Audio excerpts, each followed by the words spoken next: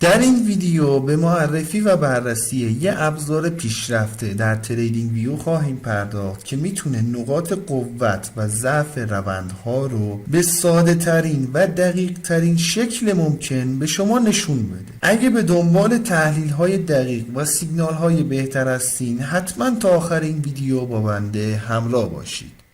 سلام، من علیرضا هستم و به گلدن تریدینگ سیستم خیلی خوش اومدین. اندیکاتوری که در تصویر مشاهده می کنید نسخه جدید و اصلاح شده ای از اسیلاتور ADX هست که اطلاعات پازیتیو DMI و نگاتیو DMI رو به ADX اضافه کرده و اون رو به یه اسیلاتور متمرکز بر لول 0 تبدیل میکنه و به معامله‌گران این امکان رو میده تا قدرت و جهت روندها رو به شکل دقیق و واضح‌تری تشخیص بدن. اگه دوست دارین که به صورت کامل با اندیکاتور ADX آشنا بشین و نحوه اصولی کار باهاش رو یاد بگیریم، پیشنهاد میکنم ویدیوی شماره 22 از آموزش گام به گام تحلیل تکنیکال که لینک ویدیو رو براتون در قسمت توضیحات ویدیو قرار میدم رو پس از پایان این ویدیو حتما مشاهدهش کنید. بگذاریم بنابراین طبق توضیحات اصلی ترین جزء اندیکاتور این هیستوگرام ها هستند که بالاتر و پایین تر از لول 0 نوسان می کنند. هنگامی که هیستوگرام ها بالاتر از لول 0 قرار داشته باشند نشون دهنده روند و مومنتوم صعودی هست. هنگامی که هیستوگرام ها پایین تر از لول 0 قرار داشته باشند نشون دهنده روند و مومنتوم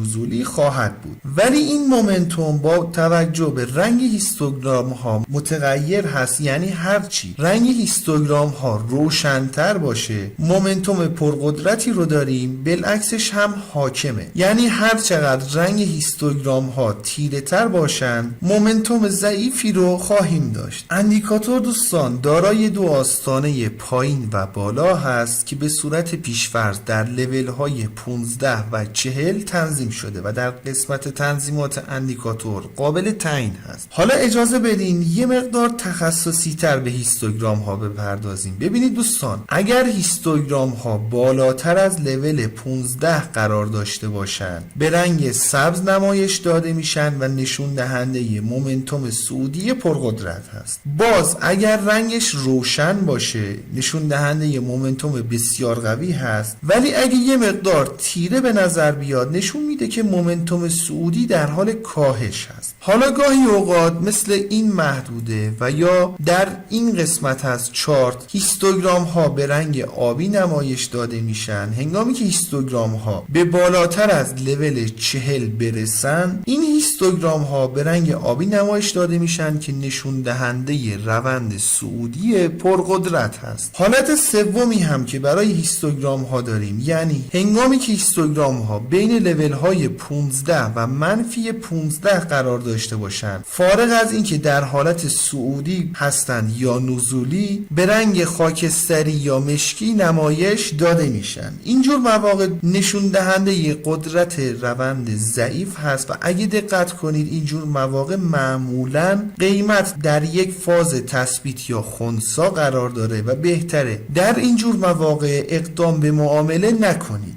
در پایین لول 0 هم اگه هیستوگرام ها پایین تر از لول منفی 15 قرار داشته باشند با رنگ قرمز نمایش داده میشن که نشون دهنده قدرت روند نزولی بالا هست. باز اگه رنگ هیستوگرام ها روشن باشه قدرت روند نزولی زیاد هست، ولی اگه یه مقدار به رنگ تیره نمایش داده بشه نشون میده که مومنتوم نزولی در حال کاهش هست. و اما اگه هیستوگرام ها به پایین تر از لول منفی 40 برسن به رنگ صورتی نمایش داده میشن که نشون دهنده تغییرات بالقوه در روند نزولی و مومنتوم نزولی پرقدرت خواهد بود. البته ورود هیستوگرام ها به لول منفی 40 یا 40 هم میتونه به عنوان حدهای اشباع خرید و فروش هم در نظر گرفته بشه و همونطور که مشاهده میکنید پس از ورود هیستوگرام ها به این لول ها معمولا شاهد یه توقف و یا اصلاح جزئی در روند بودیم که میتونید از این قابلیت اندیکاتور هم استفاده کنید، ولی باید به این نکته هم توجه داشته باشین که ورود هیستوگرام هیستوگرام ها به حدهای اشباع خرید و فروش به منزله برگشت روند نیست. ورود هیستوگرام ها به این لول ها داره نشون میده که تغییرات بالقوه‌ای در روند اتفاق افتاده و به زودی میتونیم شاهد یه توقف و یا اصلاح در روند باشیم. بنابراین به این نکته توجه ویژه داشته باشین تا بتونید به نحو احسن از حدهای اشباع اندیکاتور استفاده کنید.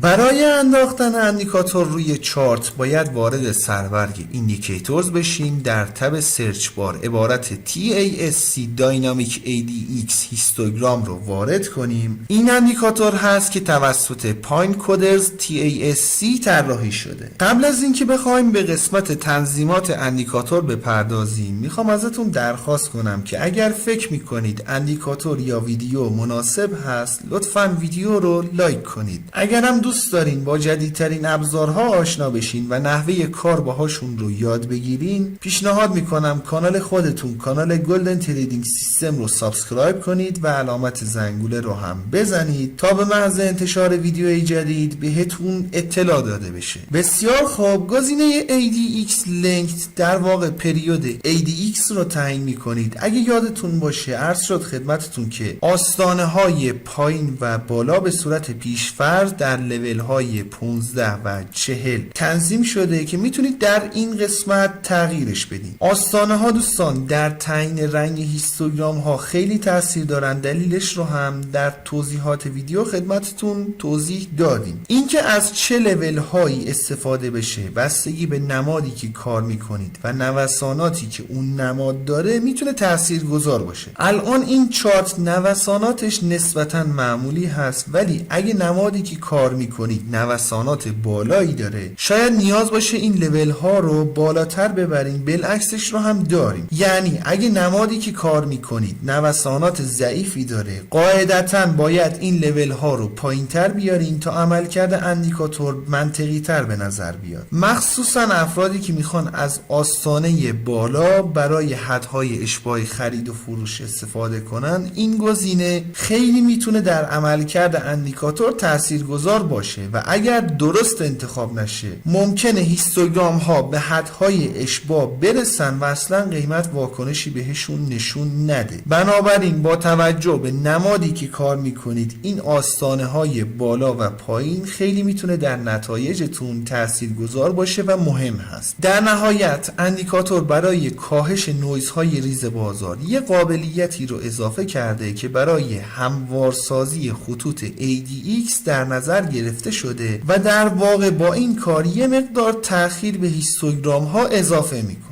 به صورت پیشفرض بر روی عدد 1 هست و هیچ صافی رو به اندیکاتور اضافه نمیکنه. ولی اگه این عدد رو بالاتر قرار بدین، اندیکاتور نوسانات ریز بازار رو فیلتر میکنه و روند رو در بلند مدت شناسایی میکنه. ولی اگه به صورت پیشفرض بر روی عدد 1 قرار داده بشه، هیچ تأخیری به اندیکاتور اضافه نمیشه و حساسیت اندیکاتور نسبت به تغییرات قیمتی بالاتر خواهد بود. انشالله که براتون مفید باشه. رو قله میبینم دوست من.